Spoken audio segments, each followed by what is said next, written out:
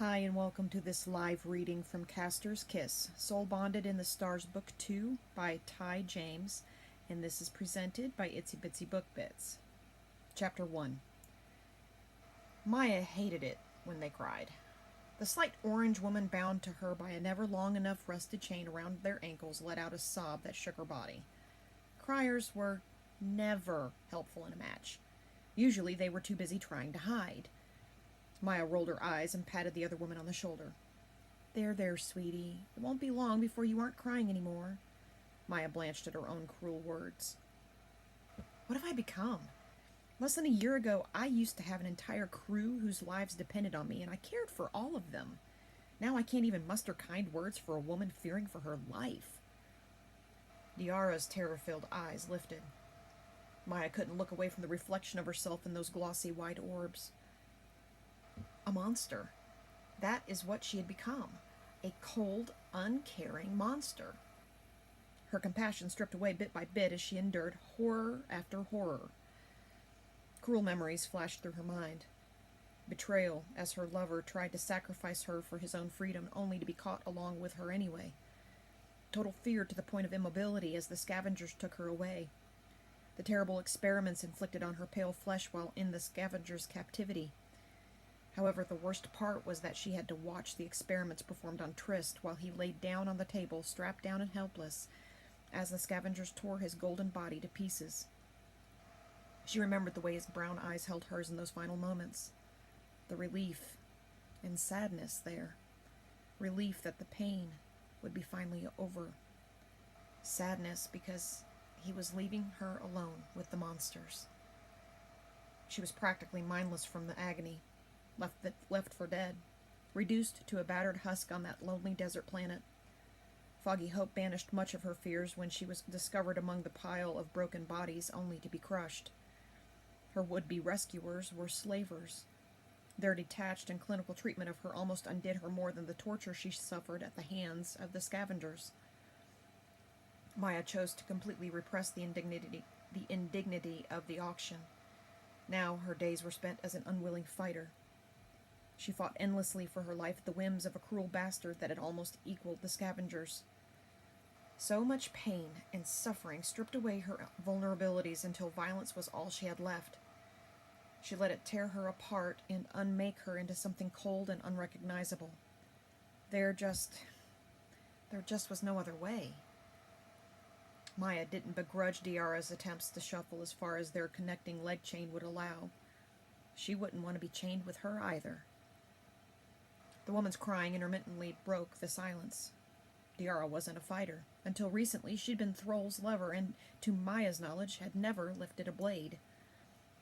Now Diara shivered in terror in the arena pits, tears trailing down her lovely fine-boned face. She'd been abandoned. She was alone and had no one. The only thing left for her was fear. Diara's predicament struck a deep chord with Maya. She couldn't live like this anymore. She couldn't allow herself to remain a cold-shelled mockery of what she once was. That wasn't Maya. Today, she would reclaim herself, starting with trying to offer compassion to the woman next to her. It was a small start, but a start nevertheless. I'm sorry. I shouldn't have said that. Diara's lower lip quivered. No, you shouldn't have. Your words were unnecessarily cruel. Maya grasped for words of encouragement. Not so long ago, she had given pep talks to hundreds of crew members daily. Had she really so easily stopped caring whether her partners lived or died? Maya didn't have an answer, but she started caring again today. She cared, right now. Diara grabbed Maya's pale hands and leaned in close. Then, in a whisper, said, I don't want to die. Maya squeezed her partner's hands reassuringly and hoped this one wouldn't die. She was tired of death. Those odds were working against her. Yenteliana were a more scholarly type. The spindly orange aliens weren't known for being solid fighters. Diara especially. Why Thrall decided to put Diara in a match, Maya couldn't guess. This must be a cruel lesson for her. Surely even Thrall wouldn't be cruel enough to send his lover to her death. Maya was going to try her hardest to keep her partner alive. Since Maya was one of the best fighters on Nod, she might actually be able to save her. Thrall wouldn't be happy, but she didn't give a damn. She could handle his wrath. Pain was only fleeting. The Yenta Liana's bright turquoise eyes were glazed over with unshed tears. Yet there was something there other than fear. There was spirit lurking in those vivid blue depths. Maybe.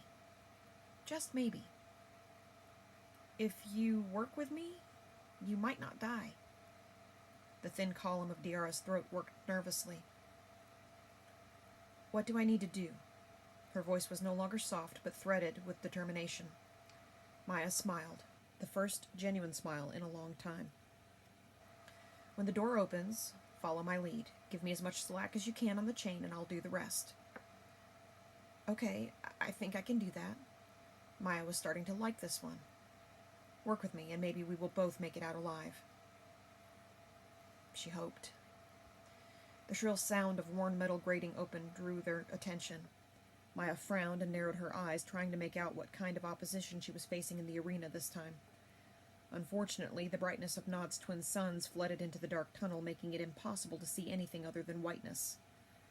As Maya's eyes adjusted, a quiet curse escaped her lips at what awaited them. It was clear now why Thrall placed the Yenta Liana in this match. Pacing around the arena perimeter were 3 Benjais. Yenta Liana were their natural prey. Not good. The second they scented Maya's partner, all 3 whipped their heads toward the opening. The Benjai's claws and fangs extended, readying themselves for the battle. If they caught the other woman, it would not be pretty. First, they would toy with her, then tear her to shreds. The crowds would love it. Maya growled, her fists clenched in frustration. Leave it to Thrall to come up with a diabolical match like this. He wanted Diara dead and planned for her death to be violent. He was such a piece of shit. Diara whimpered, bringing Maya back to the task at hand. In the middle of the arena, 2 short swords glinted tauntingly. They were going to need to run fast the second the bell sounded. The Benjais could overtake them in a matter of seconds if they faltered. Maya looked over her shoulder at the woman standing slightly behind her. She was shivering like a leaf. Hey, Maya barked, get it together. If we want any chance of survival, we need to run to the middle and get those swords. Though Diara sniffled, she squared her slight shoulders. Her body tensed, ready. Her bravery surprised Maya. The morbid sound of the match bell ringing sent both women springing forward. They might make it. In the corner of her eye, a flash of blue streaked as the closest Benjai closed in on them. Maya pushed her body to move faster. Her bare feet pounded against the hot sand, sending a dusty spray behind her. At her side, the other woman's breathing was already loud and gasping. Just a few more paces. Maya's leg chain jerked, nearly tripping her at the same time Diara let out a wail. A Benjai had grabbed the other woman. Its long, wicked claws severed the chain. Maya almost turned back to help, the fear on her partner's face urging her to, but she stopped herself and continued on.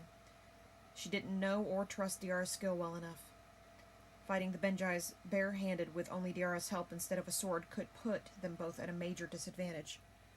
Their best option for survival was to get to the swords, or they were doomed. "Hang on! I'll be back!" Maya yelled, hoping it would give the struggling woman courage. Behind her, another Benjai snarled.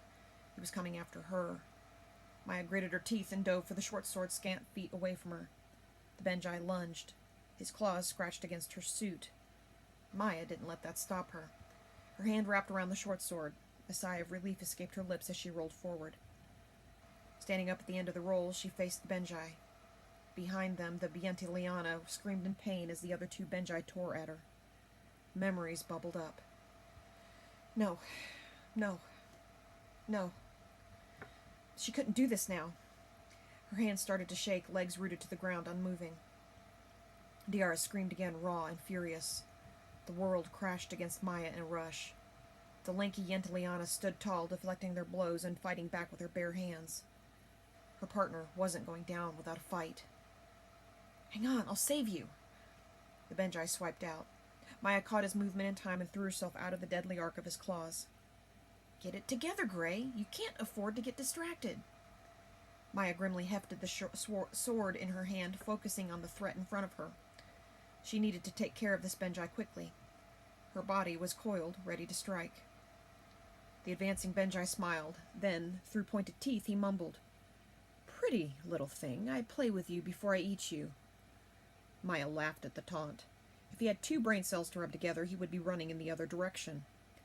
His size was formidable, and so were her claws, but he didn't stand a chance against her now that she had a sword in her hand. Thankfully, Benjai weren't known for their intelligence. Her opponent stalked closer, just within reach, and she matched his easy gait, circling. His day was about to be ruined by a human woman that barely reached 5 feet tall. Maya couldn't help the taunting smile that twisted her lips. "Oh, will you?" The Benjai hissed and crouched, bunching to attack.